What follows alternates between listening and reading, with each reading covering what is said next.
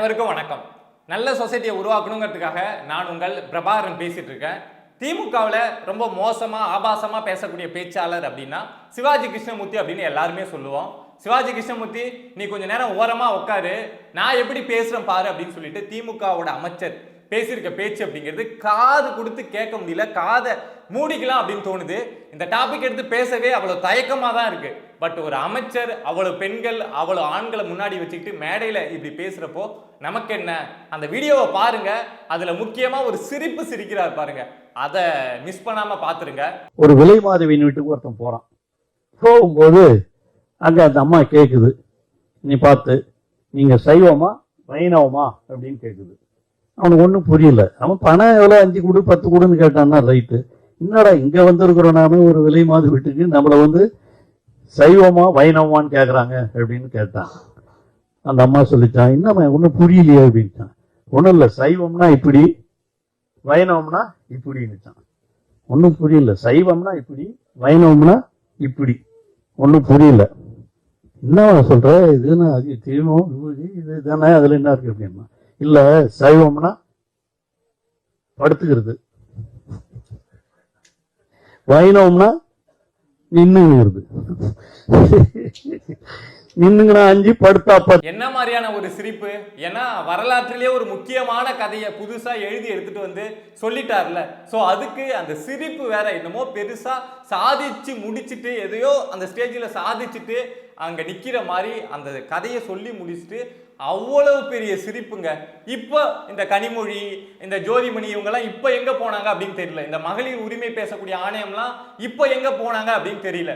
தமிழ்நாடு தான் பெண்களுக்கே பாதுகாப்பான மாநிலம்னு பேசக்கூடிய மு.க. ஸ்டாலின் அவர்கள் இந்த விஷயத்துல என்ன சொல்லுவாங்க அப்படின்னு தெரியல.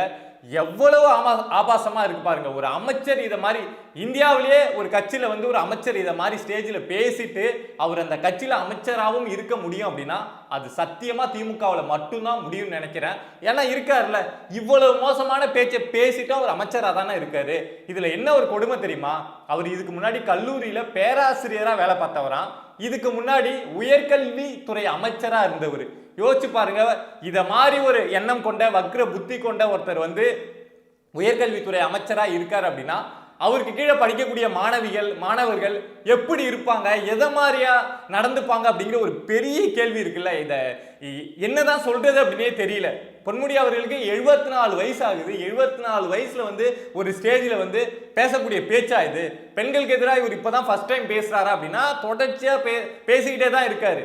நடவடிக்கை எடுக்கிறாங்களா அப்படின்னா எடுக்கல. ஸோ திரும்ப திரும்ப திரும்ப பேசிக்கிட்டே இருக்காரு. நம்ம ஓசி தானம்மா அப்படிங்கிறதுல தொடங்கி எல்லாம் இந்த இலவச பஸ் விட்டாங்கல்ல, ஓசி தானன்னு பெண்களை பார்த்து தான் கேட்டாரு. அதுக்கப்புறம் ஒரு அம்மாவை பார்த்து நீ எஸ்சி தானம்மா அப்படின்னு கேட்டாரு. ஸோ இதே மாதிரி பெண்களுக்கு எதிராக தொடர்ச்சியாக பேசக்கூடியது, இந்த ஏளனப்படுத்துறது அப்படிங்கிறது சரி, அதெல்லாம் கூட ஏதோ ஒரு பண திமிரில் பேசுறாங்க, ஏதோ ஒரு அமைச்சர் அப்படிங்கிற அந்த கெத்துல பேசுறாங்க, நாம கீழே இருக்கோம் அப்படிங்கிறதுனால நம்ம அசிங்கப்படுத்துறாங்க அப்படின்னு நம்ம ஏதோ ஒரு வகையில் அதை ஏற்றுக்கிட்டு போய் தான் ஆகணும். அவங்கள நம்ம எதுவும் பண்ண முடியாது. அதை மாதிரி பேசுனாங்க. பட் இப்போ பேசியிருக்க பேச்சு அப்படிங்கிறது ஏத்துக்கவே முடியல. இவங்களை இத மாதிரி ஒரு அமைச்சரை நம்ம உயர்கல்வித்துறை அமைச்சரா வச்சிருந்தோம், முன்னாடி வச்சிருந்து இங்க எதை மாதிரியான ஒரு சொசைட்டியை உருவாக்க முடியும், அவருக்கு கீழே கல்லூரிகளில் படிக்கக்கூடிய மாணவிகள் எப்படி பாதுகாப்பா இருப்பாங்க, அவருக்கு கீழே வேலை பார்க்கக்கூடிய இன்னும் நிறைய பேராசிரியர்கள் எப்படி அவங்களே சரியா இருக்குன்னு நினைச்சா கூட இவரு விடமாட்டார் போலயே. கூப்பிட்டு உட்காந்து நான் உனக்கு ஒரு கதை சொல்றேன் பாரு, இந்த கதையை கேட்டுட்டு போய் நீ கிளாஸ் எடு அப்படின்னு சொன்னார்னா அந்த கல்லூரி எப்படிங்க உருப்பிடும்? இப்ப வேற வனத்துறை அமைச்சரா வேற மாத்தி விட்டுருக்காங்க. சோ எனக்கு என்னமோ அந்த உயர்கல்வித்துறை அதுவும் இந்த வனத்துறைக்கு லிங்க் பண்ணி பாக்குறப்போ இவர் வேற ஏதாவது பண்ணிட்டு இருப்பாரோ அப்படின்னு தோன்ற அளவுக்கு இந்த விஷயங்கள் அப்படிங்கிறது நடந்துட்டு இருக்கு. இதுக்கு முன்னாடியே ஸ்டாலின் அவர்கள் சொல்லியிருந்தாங்க, இந்த அமைச்சர்கள் மூத்த அமைச்சர்கள் அப்படிங்கிற பேர்ல இவங்க பண்ற விஷயங்கள்லாம் என்னால தூங்கவே முடியல, நைட்டு தூங்கி ஏந்திரிக்கணும் அப்படின்னா காலையில ஐயோ என்ன பிரச்சனை கொண்டு வந்துருவாங்களோ அப்படின்னு தோணுது அப்படின்னு புலம்பியிருந்தாங்க.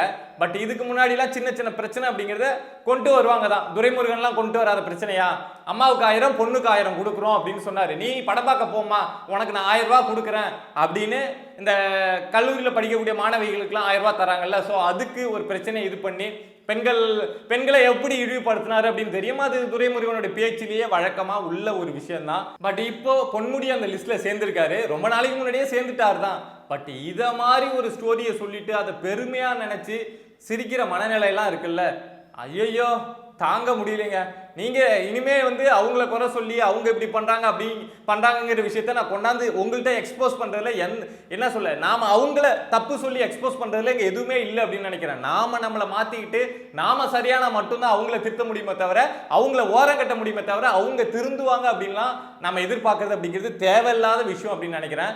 நம்மளால முடிஞ்சது இனிமே அவங்கள ஓரம் கட்டிட்டு ஒரு நல்ல சொசைட்டியை உருவாக்கணும் அப்படின்னு தான் நாம போக முடியுமே தவிர, 74 வயசான ஒரு நபரை 80 வயசான துரைமுருகனை போயிட்டு நாங்க திருத்துறோம், அவங்க சரியா நடந்துக்கணும், மீடியா ஃபேஸ் பண்றப்போ அவங்க மக்களை சரியா ட்ரீட் பண்ணணும், அங்க இருக்கக்கூடிய மீடியா நபர்களை வந்து சரியா நடத்தணும் அப்படின்னு அவங்கள்ட்ட கேட்கறது தேவையில்லாத விஷயம் அப்படின்னு இந்த பேச்சிலேருந்து நான் முழுசா புரிஞ்சுக்கிட்டேன்.